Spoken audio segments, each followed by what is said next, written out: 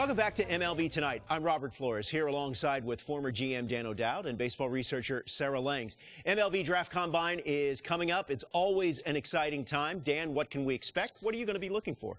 Well, Robert, for me, this is one of the most important events on the baseball calendar each and every year. If you look at it, all the clubs get a chance to answer the questions they have on the players.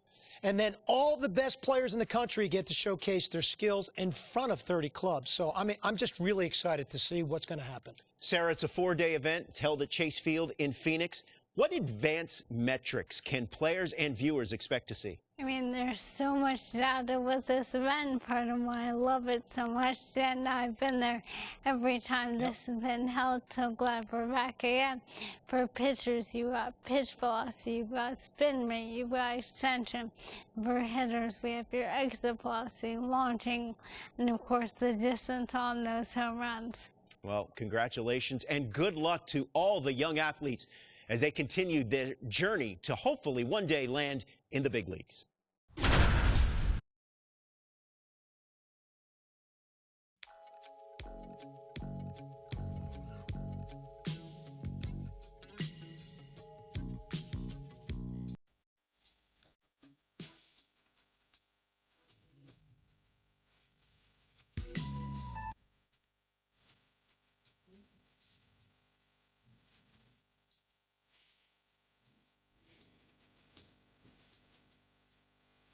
Welcome to day one of the MLB Draft Combine from Chase Field in Arizona.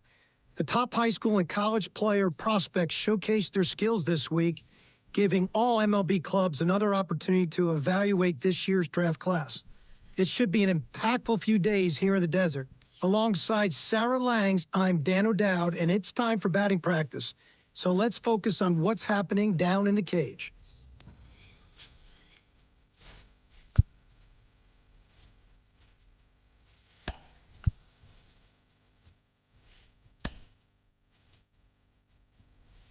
Sarah, BP started now, and this is where the scouts really bear down.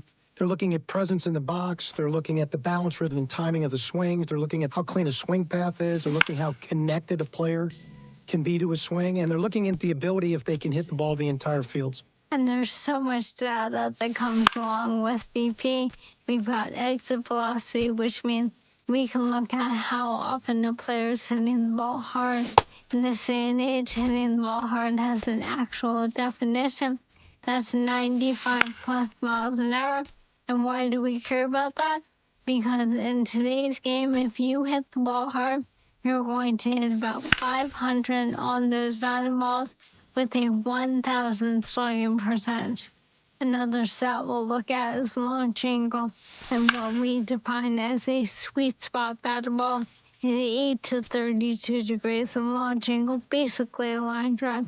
So I'll be looking at how often these players will be making that kind of contact as well.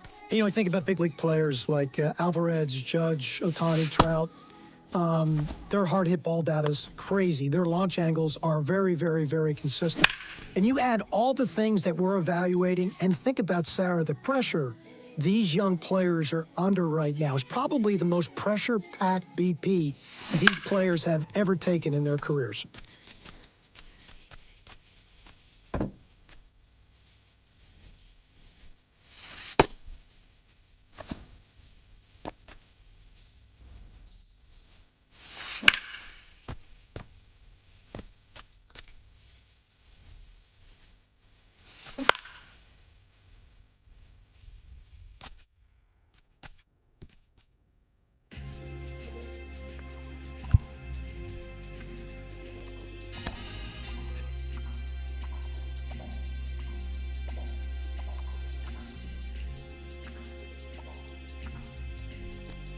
So we're now into outfield play.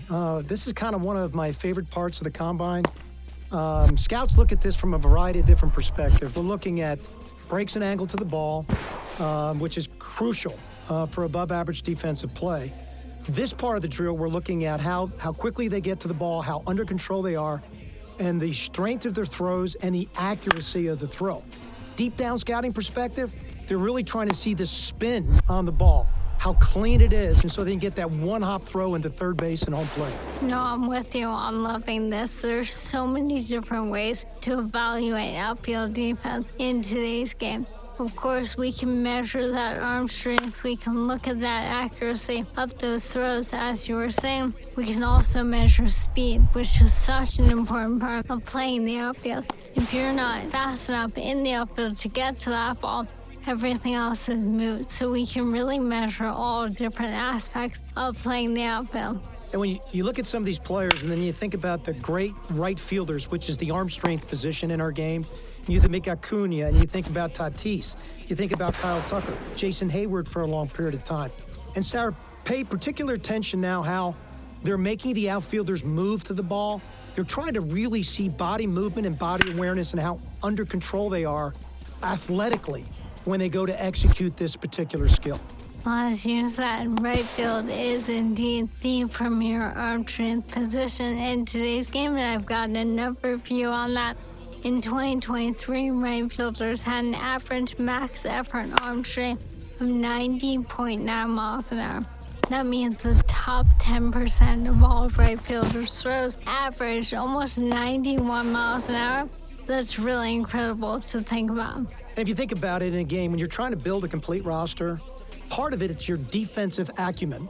So when you have corner outfielders in particular that can really shut down a running game, that means it changes the whole dynamic of positioning from a competitive standpoint.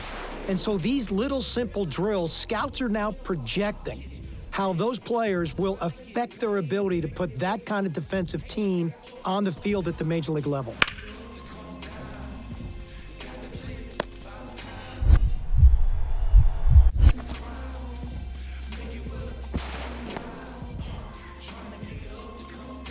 Wow, what a display of what you look for in an outfielder.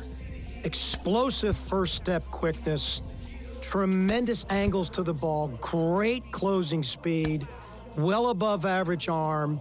That's an 8 defender on a 20 to 80 scale, and that's what they look like when you're the best defender at your position in the game.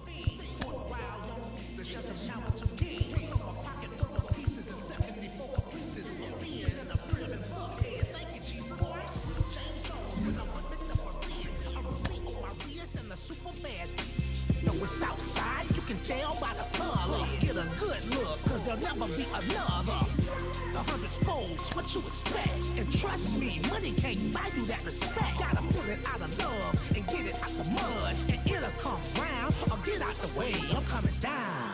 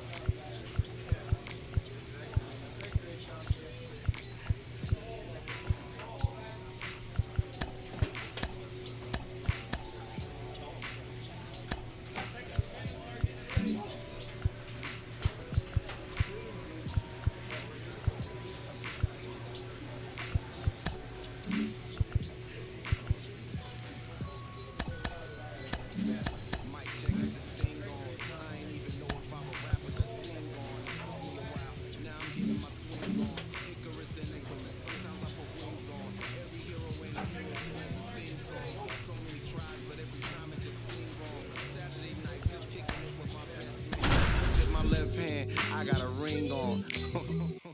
How did we get here? Started with a kiss, then another kiss, then another kiss, then a covered dish with white rice, greens, and smothered fish. I'm lying, it was just chicken. Now we got a covenant, it's on a bond for life. In all my years, this was the easiest song to write. It's my confession in the rhyme, a testament, and I just want to do my thing as I talk about a feeling that cannot be explained or a love that cannot be. Welcome to day 2 of the MLB Draft Combine at Chase Field in Arizona. I'm Ben Gelman, and today we'll get to see some of the brightest prospects out there go head-to-head and put their skills on display to boost their draft stock. We're just about ready. Runner at first, digging in, the switch-hitting outfielder. He looks confident as he steps into the batter's box. Seems like he's immune to all the pressure these young prospects must be feeling. And this one lifted to left. King drifts towards it. Makes the catch for the out.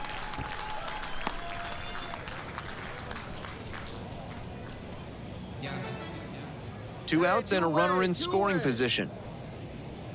Here we go, kid. Here we go. Up the middle. That puts runners at the corners with 2 away.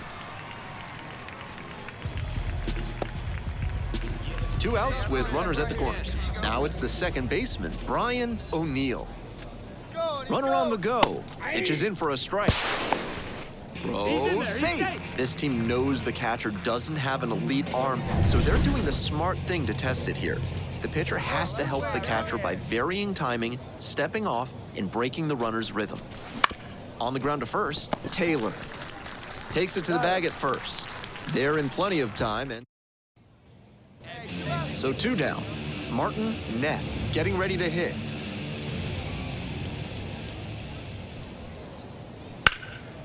Swing, high fly ball to center field. The center fielder under this one makes the catch. Looking for your 2 outs, runners at first and second. Hey, we got 2. Up there, huh? That one in there. It's 0-1. Hey, your pitch right here. Fly ball out to left field. King should have this one. Makes the grab, and that's the inning. 1 down. Here's the center fielder, Patrick Johnson.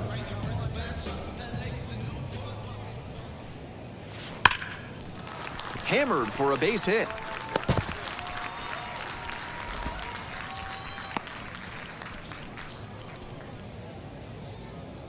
With the tying run at the dish.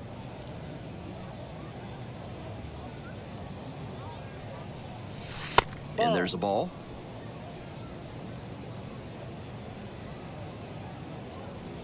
Hey, get your pitch. No one better up there. That's in there. So a ball and a strike. 1-1. Keep that merry-go-round going.